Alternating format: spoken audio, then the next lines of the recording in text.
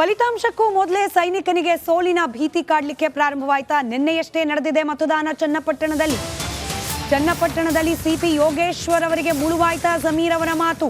ಕರಿಯಾ ಕುಮಾರಸ್ವಾಮಿ ಅಂತ ಹೇಳಿದ್ರು. ಆ ಮಾತೇನೆ ಇದೀಗ ಸಿಪಿ ಯೋಗೇಶ್ವರ್ ಅವರಿಗೆ ಬ್ಯಾಕ್ ಫೈರ್ ಆಗುತ್ತಾ ಕ್ಷೇತ್ರದಲ್ಲಿ ಅನ್ನೋ ಭಯ ಶುರುವಾದಂತೆ ಕಾಣ್ತಾ ಇದೆ. ಜಮೀರ್ ಅಹಮದ್ ಮಾತಿನಿಂದ ಗೆಲುವಿಗೆ ಬೀಳುತ್ತಾ ಕೊಳ್ಳಿ ಇದರದೇ ಆತಂಕ ಶುರುವಾಗಿದೆಯಾ? ಯೋಗೇಶ್ವರ್ ಅವರಿಗೆ ಜಮೀರ್ ಹೇಳಿಕೆಯಿಂದ ಡ್ಯಾಮೇಜ್ ಆಗಿದೆ ಅಂತ ಹೇಳಿ ಸ್ವತಃ ಸಿಪಿ ಯೋಗೇಶ್ವರ್ ಅವರೇ ಮಾತನಾಡಿದ್ದಾರೆ.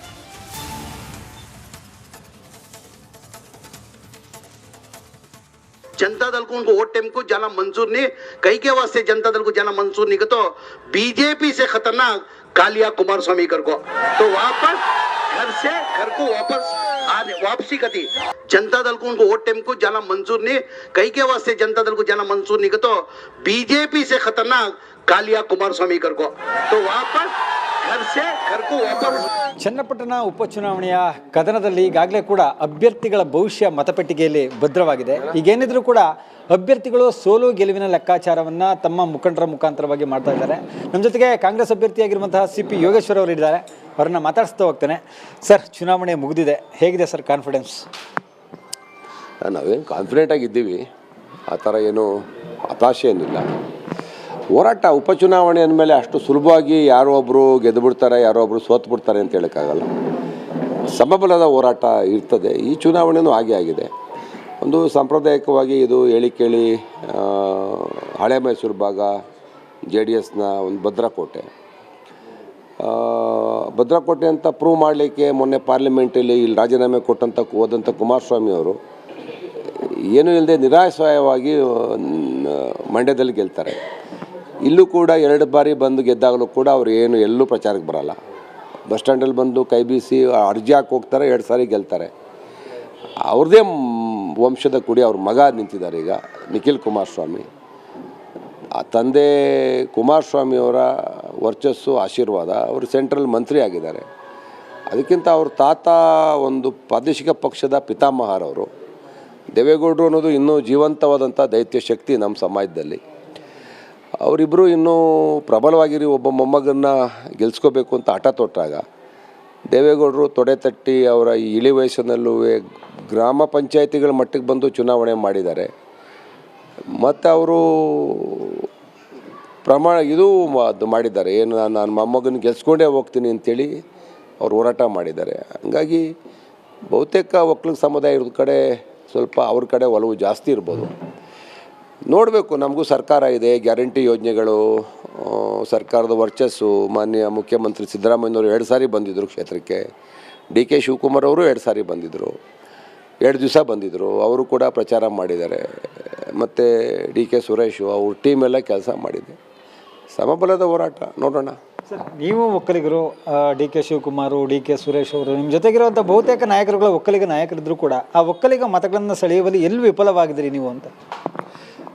ಇನ್ನೂ ರಾಜ್ಯದ ಒಕ್ಕಲಿಗ ಸಮುದಾಯ ಇನ್ನೂ ದೇವೇಗೌಡರಿಂದ ಆಚೆ ಬಂದಿಲ್ಲ.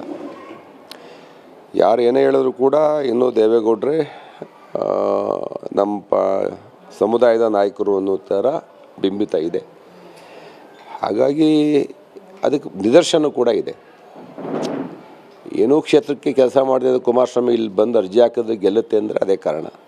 ಮಂಡ್ಯದಲ್ಲೋಗಿ ಮೊನ್ನೆ ಪಾರ್ಲಿಮೆಂಟ್ ಗೆಲ್ತಾರೆ ಅನ್ನೋದಕ್ಕೂ ಅದೇ ಕಾರಣ. ನಾವು ಸಮುದಾಯ ಒಂದೇ ಆಗಿರ್ಬೋದು, ಅವರು ಅದನ್ನು ಎಸ್ಟಾಬ್ಲಿಷ್ ಮಾಡಿದ್ದಾರೆ ಅವ್ರ ನಾಯಕರು ಅಂತೇಳಿ.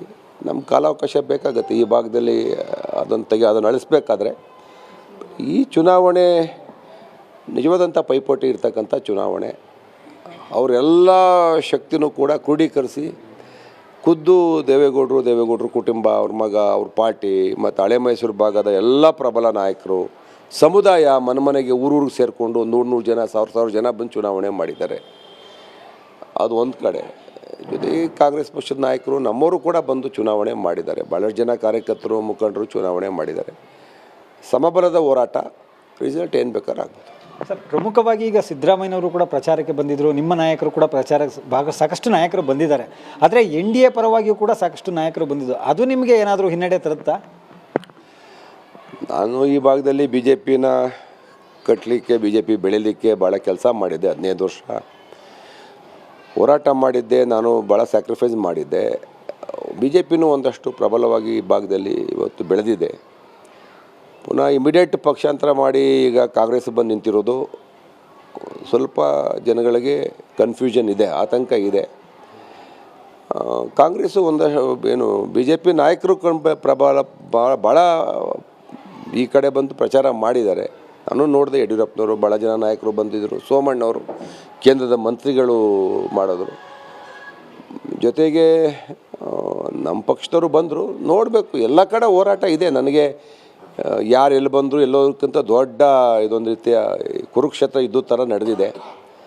ಪ್ರತಿ ಬೂತಲ್ಲೂ ಕೂಡ ಎಲ್ಲರೂ ಕೂಡ ಹೋರಾಟ ಮಾಡಿದ್ದೀವಿ.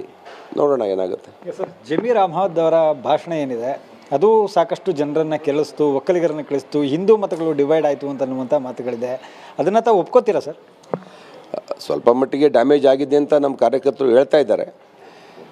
ಯಾರು ಜೆ ಡಿ ಎಸ್ನ ಭಾಳಷ್ಟು ಜನ ಯುವಕರು ನನ್ನ ಮೇಲೆ ಪ್ರಭಾವಿತರಾಗಿ ನನಗೆ ಓಟ್ ಹಾಕಬೇಕು ಅಂತ ಇದ್ದರು, ಅವರು ಸ್ವಲ್ಪ ಘಾಸಿಗೆ ಒಳಗಾಗಿದ್ದಾರೆ, ಒಂದಷ್ಟು ಪರ್ಸೆಂಟೇಜ್ ಅಂತ ಹೇಳ್ತಾ ಇದ್ದಾರೆ. ನೋಡಬೇಕು ಏನೇನಾಗಿದೆ ಅಂತ ಗೊತ್ತಾಗಲ್ಲ. ಪ್ರಮುಖವಾಗಿ ಅವರು ಜಮೀರ್ ಅಹ್ಮದ್ ಅವರು ಈ ಒಂದು ಕ್ಷೇತ್ರದಲ್ಲಿ ಪ್ರಚಾರಕ್ಕೆ ಬರಲ್ಲ ಅಂತನ್ನುವಂತಹ ಮಾತುಗಳಿತ್ತು. ಆದರೆ ಕೊನೆಯ ಕ್ಷಣದಲ್ಲಿ ಬಂದರು. ಏನೋ ನಿಮ್ಮಲ್ಲೇ ಕೂಡ ಆ ರೀತಿಯಾದಂಥ ತಂತ್ರಗಾರಿಕೆ ನಡೆದಿದೆ ಯೋಗೇಶ್ವರರನ್ನು ಸೋಲ್ಸೋಕ್ಕೆ ಕಾಂಗ್ರೆಸ್ ಪಾರ್ಟಿಯಲ್ಲಿ ಅನ್ನುವಂಥ ಮಾತಿದೆ ಸರ್. ಕಾಂಗ್ರೆಸ್ ಪಕ್ಷ ಪ್ರಾಮಾಣಿಕವಾಗಿ ನನ್ನ ಗೆಲ್ಲಿಸ್ತಕ್ಕಂಥ ಎಲ್ಲ ಪ್ರಯತ್ನನ ಮಾಡಿದೆ. ಆ ಥರ ಒಳಸಂಚು ಉಪಚುನಾವಣೆಗಳಲ್ಲಿ ನಡೆಯಲ್ಲ.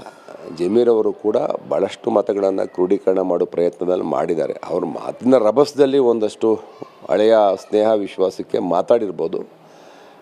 ಅದು ಮಾಧ್ಯಮಗಳು ಅದನ್ನು ಪ್ರಮುಖವಾಗಿ ಅದನ್ನು ಪ್ರಚಾರ ಮಾಡಿ ರಾಜ್ಯದಲ್ಲಿ ಅದನ್ನು ದೊಡ್ಡ ಸುದ್ದಿ ಮಾಡಿ ಮತದಾರರ ಮೇಲೆ ಪ್ರಭಾವ ಬೀರ್ತಕ್ಕಂಥ ವಿಶ್ಲೇಷಣೆ ಕೂಡ ಮಾಡಿಬಿಟ್ಟು ಭಾಳ ಜನ ನಾನು ಸುದ್ದಿ ವಿಶ್ಲೇಷಣೆ ಮಾಡೋರು ಕೂಡ ಹೇಳಿದ್ರು ಅದ್ರ ಬಗ್ಗೆ. ಸೋಲಿಸಿ ಅವ್ರನ್ನ, ಯಾರು ಜಮೀರ್ ವಿರುದ್ಧ ಹೇಳಿಕೆ ಕೊಟ್ಟವ್ರನ್ನ ಸೋಲಿಸಬೇಕು ಮತದಾರರು ಅಂತ. ನೋಡೋಣ, ರಿಸಲ್ಟ್ ಬರುತ್ತಲ್ಲ ನೋಡೋಣ. ಸರ್, ಪ್ರಮುಖವಾಗಿ ಆ ಒಂದು ಹೇಳಿಕೆಯನ್ನು ಹೊರತುಪಡಿಸಿದರೆ ಅಲ್ಪಸಂಖ್ಯಾತ ಮತಗಳು ಕೂಡ ತಮಗೆ ಕ್ರೋಢೀಕರಣವಾಗುತ್ತೆ.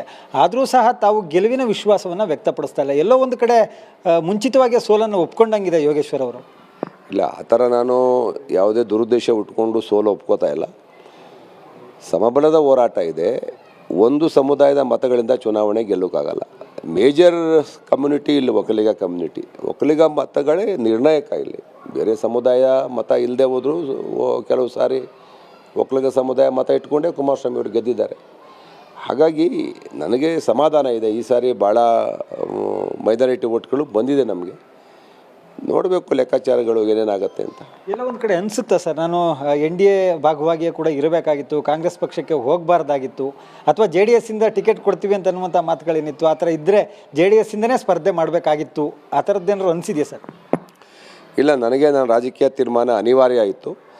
ನನ್ನ ಮಾತೃಪಕ್ಷ ಕಾಂಗ್ರೆಸ್ಸು ಬಂದದ್ದು ನನಗೆ ತಪ್ಪು ಅಂತ ಅನ್ನಿಸ್ತಾ ಇಲ್ಲ. ಸರಿಗಿದೆ ನನ್ನ ನಿರ್ಣಯ. ಬಟ್ ಇದೊಂದೇ ದಾರಿ ಇದ್ದದ್ದು ನನಗೆ, ಲಾಸ್ಟ್ ಆಪ್ಷನ್ನು.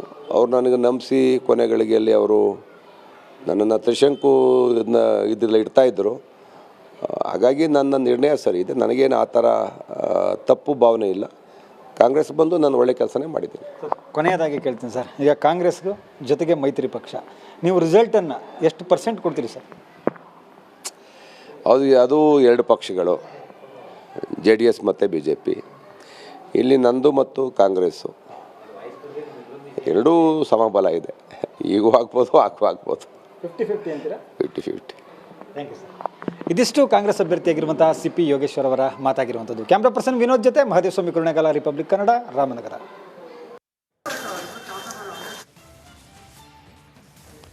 ಕೆಲವೊಂದು ಕಡೆ ಚನ್ನಪಟ್ಟಣ ವಿಧಾನಸಭಾ ಕ್ಷೇತ್ರದಲ್ಲಿ ಆದ ಕೆಲ ಘಟನೆಗಳು CP ಯೋಗೇಶ್ವರ್ ಅವರಿಗೆ ಫಲಿತಾಂಶ ಹೊರಬೀಳುವ ಮುಂಚೆಯೇ ಗೆಲುವಿನ ಬಗ್ಗೆ ಇರುವ ವಿಶ್ವಾಸ ಕಡಿಮೆ ಆಗುವಂತೆ ಮಾಡ್ತಾ ಇದೆಯಾ? ಅವರ ಮಾತುಗಳಲ್ಲಿ ಇದೇ ರೀತಿಯಾದ ಕೆಲವೊಂದಷ್ಟು ಪ್ರಶ್ನೆಗಳು ಉದ್ಭವ ಆಗ್ತಾ ಇದೆ.